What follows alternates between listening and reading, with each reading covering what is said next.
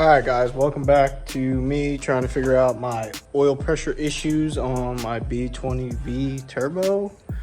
I've done extensive research on forums and I've concluded that I have low oil pressure for some reason. I am running 5W20, which is what I've heard like water. Always ran it in other Honda motors, non-Vtec of course. Never really had an issue, but with the climate here, I think I'm comfortable enough to run 1030, I believe I picked up 1030. So today I'm just gonna flush the oil out and then put some 1030 in and see what the oil pressure gauge is reading. Now last night I went to Advanced and I went and picked up another oil pressure gauge because I didn't have the fittings for mine. So, and this is how it ended up getting rigged up last night. No light, but at idle we're getting about 5 psi, so no bueno. But as we start driving, everything else is good. We tested oil pressure in a couple different places and we're getting decent oil pressure everywhere but the VTEC aspect of the motor. So I have 300 miles on it. I think if I had very low oil pressure or if the pump was bad, I wouldn't have a motor anymore. So let's see how this goes. We're gonna trial and error it and see what happens. As you can see, we got a cold start here. We're a little low, it's 40, but you know, it's not really too cold out, so the car's not really revving that high. But as I rev, it shoots right up. So I'm a little confused, but we'll have to keep digging today. All right, boys, so today I am still trying to find out where the oil pressure is going. Excuse me. I'm still trying to figure out where the oil pressure is dropping. So instead of having it at the back of the block where the oil pressure sensor would normally be, we have it right here. Hopefully it doesn't melt from the exhaust. Pretty much we got the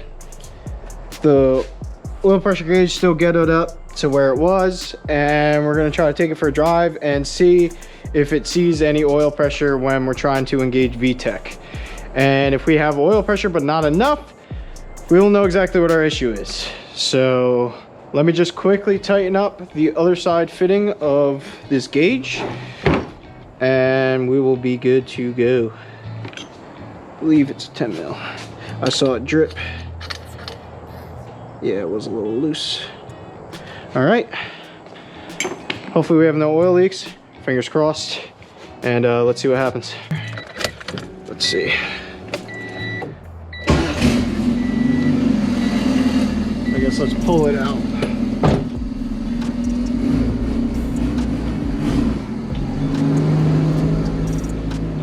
And see if we have any leaks.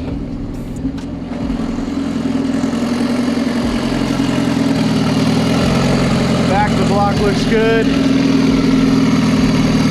head also looks good, but we're not seeing any oil pressure from it yet because we're not trying to engage VTEC. So we're gonna take a ride around the block here and see if we can sort anything out. Actually, quickly, I want to wipe my window. Sorry about the ADHD POV today, but you know how it goes. One thing after another after another. Just would like to be able to see halfway decently at night. It's not really night yet, but you know what I mean, it's getting dark. We also have our Triple H mount on the car. It drives a lot better. Tires are a lot more sticky than the shit we had on there before. So let's see what we got going on today. We still have plenty of record time and full battery on the GoPro. So let's see what happens today. She's a little cold.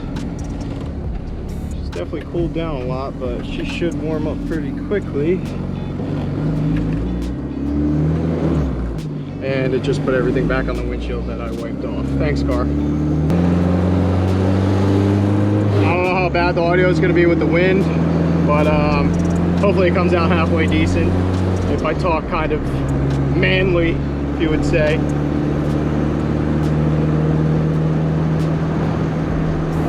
This line might also have to bleed too, which I don't know how I'm gonna do with the car hitting VTEC and then not.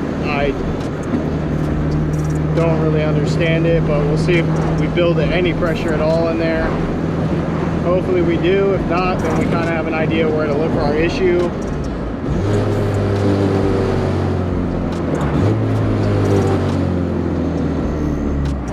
This solid mount is killing me, man. I really gotta change that rear mount out.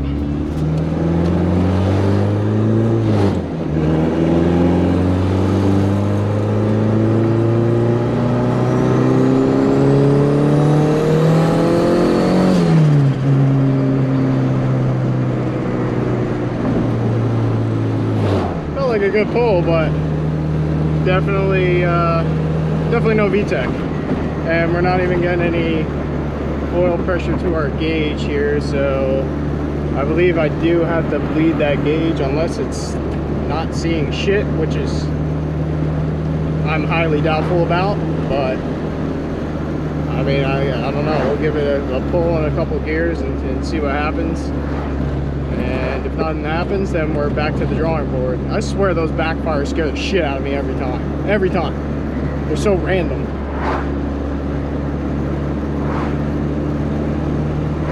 Yeah, keep on rolling in the scatty patty, bro. Once I get VTEC, his ass is grass, baby.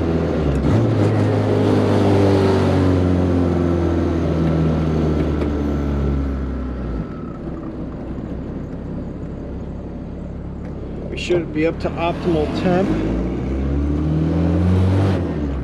See if we can give it a second gear here.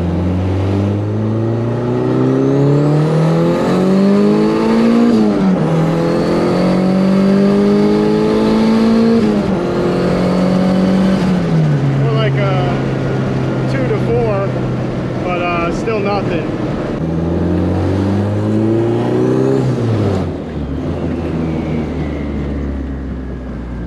Back to the drawing board.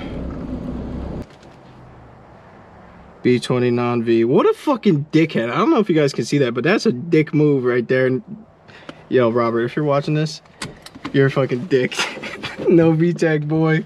B20 non-V. Fuck you. Yeah. Alright, so we think we just figured it out. The oil sandwich plate line wasn't a big enough diameter. And I swear on my life, this thing just cracked VTEC. It felt pretty good, but I wasn't watching the AFRs and shit.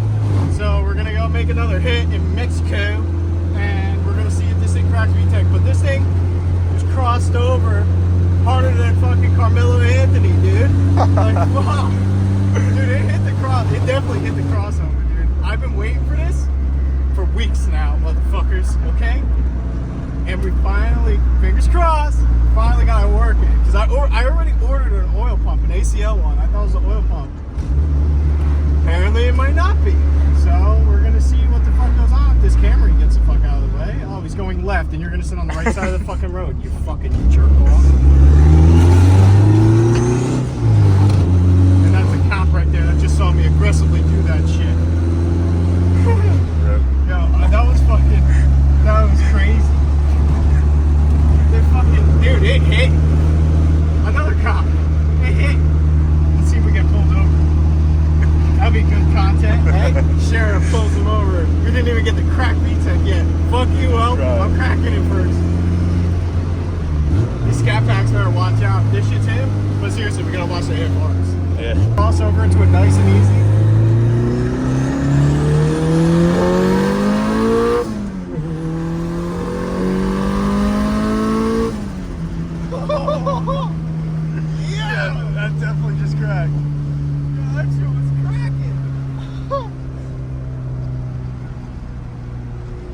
Definitely just rips. Yo, you heard that crossover, right? Yo, that's the craziest.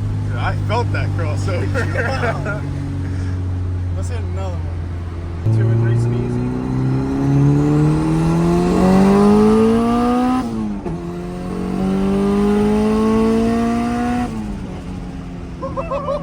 Yeah, the air bars are a little wacky, but we got it, yo. Fuck yes. Scat cats, watch out, baby. What you looking at, son? Got VTEC up in this jaw now. This thing ripping, dude. This ILX, little ILX one What's on that? Little A spec, son? I'll show you the fucking ghetto spec, yo. Look at that gauge, bro. That's ghetto spec. It don't even work. Oh, he's getting on the highway. What little bitch. To the crossover.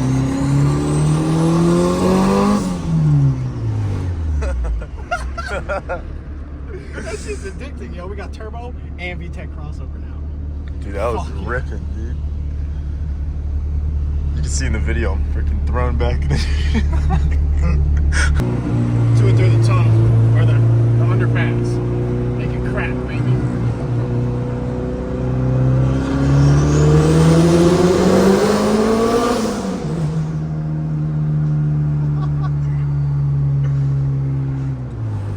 That shit hits. That VTEC crossover is pretty nasty, yo. Yeah, Is that a Hellcat?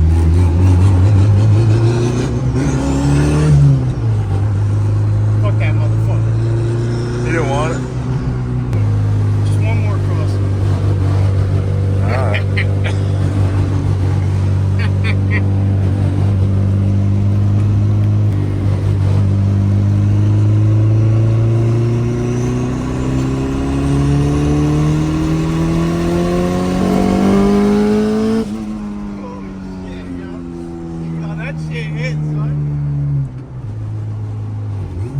Dang.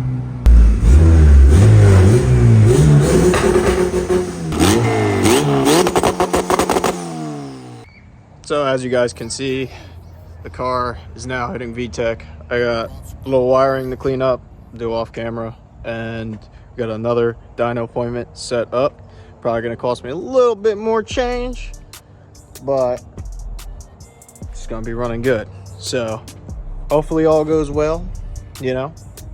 We make a good number. I'm not really, damn, my camera looks like shit. I'm not really too much of a stickler for the numbers. As long as it runs right and it's fun to drive, I don't really care.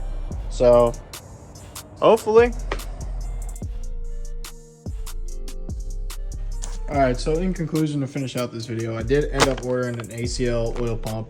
I think like right now they were like $160, $170. So we'll have this for the parts shelf.